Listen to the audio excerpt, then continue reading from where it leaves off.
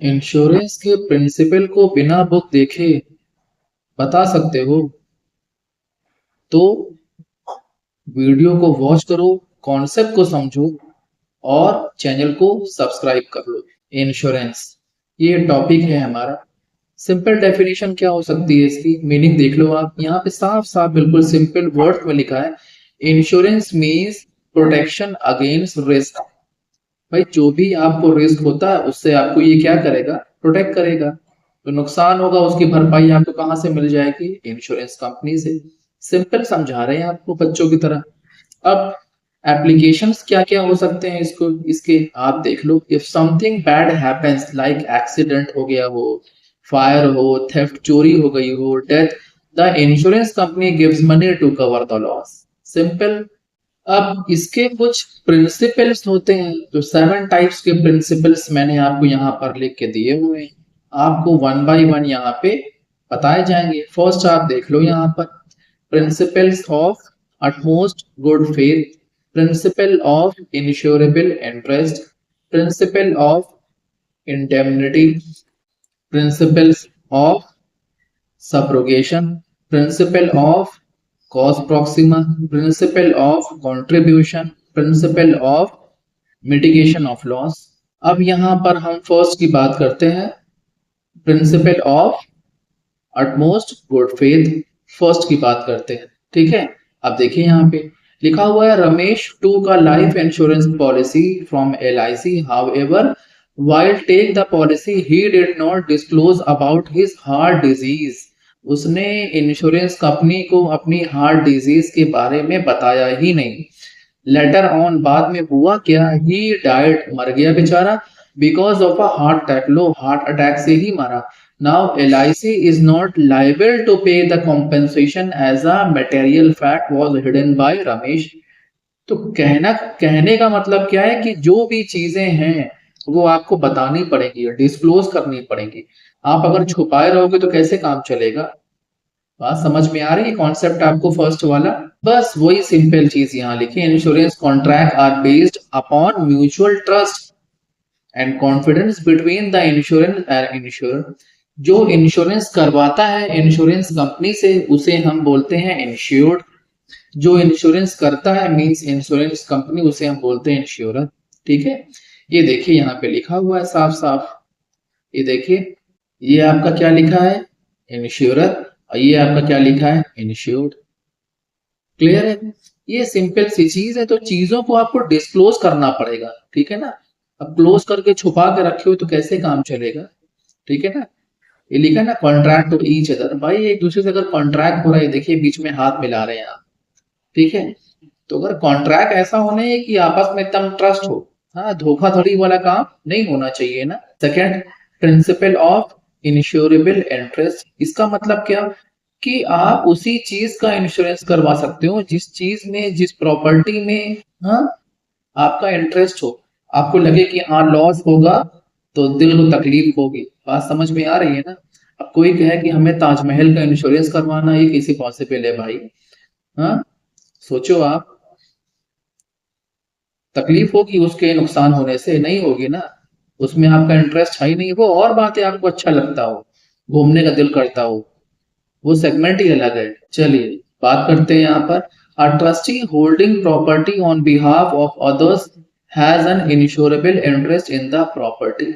ये चीज है कि कोई भी प्रॉपर्टी हो, आपकी वाइफ हो, आपके बच्चे हो, ठीक है ना, आपका स्टॉक हो, उसमें इंटरेस्ट होना चाहिए, तभी आप इंश्योरेंस कंपनी से इंश्योरेंस करवा सकते हो और आपको क्लेम भी मिल जाएगा। It means some beneficiary interest in the subject matter of insurance contract, the insured must have insurable interest in the subject matter of insurance।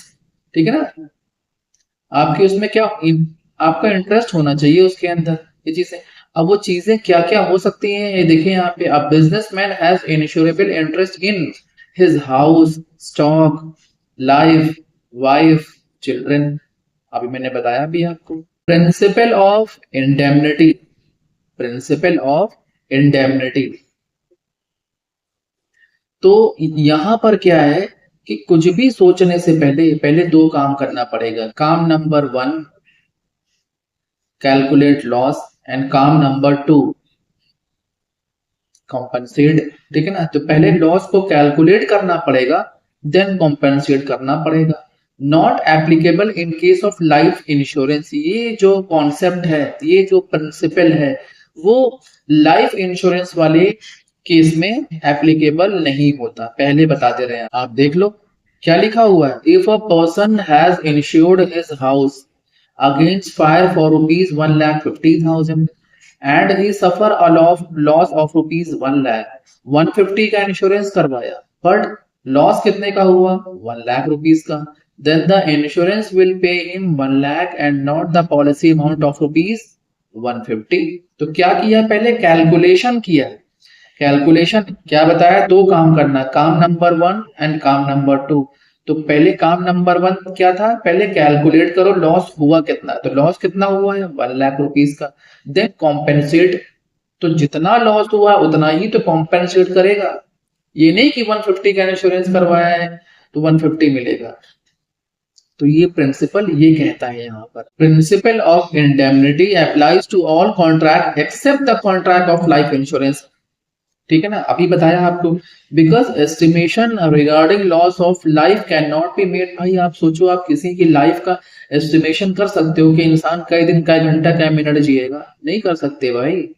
Principle of proximate causes, ये क्या होता है? इंश्योर्ड कॉज, समझाते हैं आपको। यहाँ पढ़िए आप, रोहित 2 का मरीन पॉलिसी।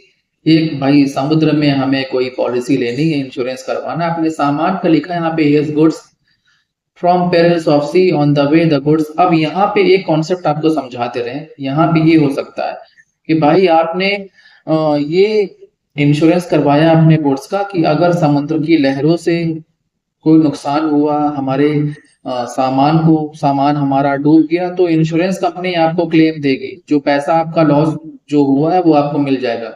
बट यहाँ पे अगर ये हुआ कि चूहे ही खा गए आपके सामान को, मतलब शिप पे चूहे थे और चूहों ने आपके सामान को खा गए, तो फिर आपको लॉस नहीं मिलेगा। बात समझ में आई ना? आपने इंश्योरेंस किस चीज से करवाया था कि समुद्र में डूब जाए या फिर लहरों से कोई नुकसान हो आपके सामान को। बात समझ में आ रही? हाँ, ये हो कि चूहों ने आपके जहाज को खाया और उसकी वजह से जहाज डूब गया, देन आपको क्लेम मिल जाएगा। तो कॉन्सेप्ट आपको समझना है, ठीक है। The insurance company will compensate for the loss incurred by the insured due to reason mentioned in the insurance policy। ठीक है ना, जिस रीजन से आपने इंश्योरेंस करवाया था उस रीजन के बिहाफ पर अगर कुछ होता है तो आपको मिल जाएगा लॉस का जो भी है भरपाई वगैरह। अदरवाइज प्रिंसिपल ऑफ सब्रोगेशन, यहाँ पे क्या होता है? कॉम्पेंसेशन। अब ये क्या होता है? All the rights of the subject matter will be automatically transfer to the insurance company. जैसे मैंने कहा कि ये देखिए, if an insured car has been stolen then the insurer will compensate the loss as the car. भाई car का आपका insurance था, कार चोरी हो गई, आपको इंश्योरेंस कंपनी क्या करेगी? देखिए, कॉम्पनसेट द लॉस, आपको पैसा मिल जाएगा। बट मान लो इंश्योरेंस कंपनी ने 2-3 महीने 4 महीने बाद कार को कवर कर लिया, रिकवर कर लिया, हाँ, तो अब कार का असली मालिक कौन है? साफ साफ लिखा है, आप जाकर देखो, साफ साफ यहाँ लिखा, all the rights of the subject matter will automatically transfer to the insurance company.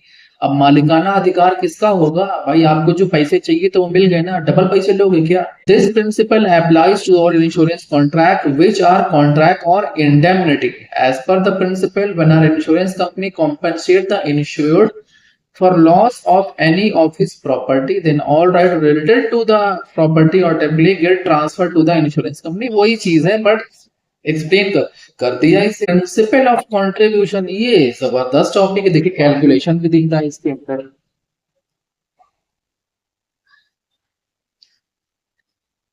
हाँ, जैसे मैंने कहा कि हमारी एक प्रॉपर्टी थी और उसका हमने ये देखिए A B C and D 4 types की इंश्योरेंस कंपनी थी, उससे हमने इंश्योरेंस करवा लिया। ए से 1 लाख का, बी से 2 लाख का, सी से 2 लाख का, डी से 1 लाख का। लॉस हमारा हो गया 2 लाख रुपीस का, तो हम क्या करेंगे? बच्चे क्या सोच रहे होंगे, 2 लाख ए से मिलेगा, 2 लाख बी से मिलेगा, 2 लाख सी से मिलेगा, 2 लाख डी से मिलेगा। हाँ, बच्चे तो यही सोच रहे होंगे, बट ऐसा नहीं होता है ना।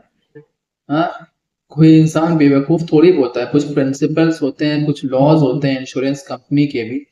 तो इस केस में क्या हो सकता है, लॉस आपको 2 लाख रुपीज का हुआ है तो आपको 2 लाख रुपीज ही मिलेंगे।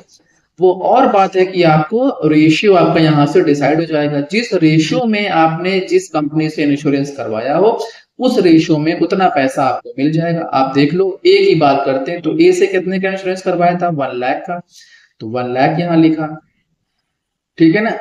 टोटल इंश्योरेंस कितने का था, 6 लाख रुपीज का, 6 लाख पर डो, 1+2+2+1 इंटू लॉस कितने का हुआ है, 2 लाख रुपीज का। आप जब कैलकुलेट करोगे तो आपको ए से कितना मिलेगा, 33,333। ऐसे ही आपको 2 से करना है, फिर 2 से करना है, फिर 1 से करना है, ठीक है ना। अब 2 से कितना मिलेगा इसका डबल कर दो, ठीक है। तो जब चारों अमाउंट आप ऐड करोगे तो आपका इसके बराबर आ जाएगा। अब ये क्वेश्चन यहाँ पे सेम चीज है, कॉन्सेप्ट सेम है, सिर्फ मैंने क्या किया, डेटा को चेंज कर दिया। Harish insures his house for ₹2 lakh with insurance company A से 2 लाख का, and for 4 lakh with insurance company Y से 4 लाख का इंश्योरेंस करवा लिया। Harish incurred a loss of ₹240, जो 6 लाख रुपए का इंश्योरेंस करवाया है लेकिन लॉस हुआ है 240 का। तो आपको क्या 6 लाख मिलेगा, नहीं, जिस रेशियो में करवाया 2:4 के रेशियो में करवाया तो 2:4 आपको यहाँ से मिल जाएगा, ठीक है ना। जैसे आपने उसमें पढ़ा था, अकाउंटेंसी में आप निकालते हो ना रेशियो, सैक्रिफाइसिंग रेशियो वगैरह, बस वैसे ही है यहाँ पे। देख लो आप, इंश्योरेंस कंपनी एक्स से आपने 2 लाख का, वाई से 4 लाख का, लॉस फॉर 240, ये चीजें हैं यहाँ पे। बस कैलकुलेशन आप कर लोगे, आपका सिंपल हो जाएगा। तो ये सिंपल लेक्चर था हमारा, इसका कंप्लीट नोट्स टेलीग्राम चैनल पर आपको मिल जाएगा और उसका लिंक डिस्क्रिप्शन बॉक्स में मेंशन है। नेक्स्ट वीडियो लेक्चर के लिए चैनल को सब्सक्राइब करना मत भूलना। Thank you.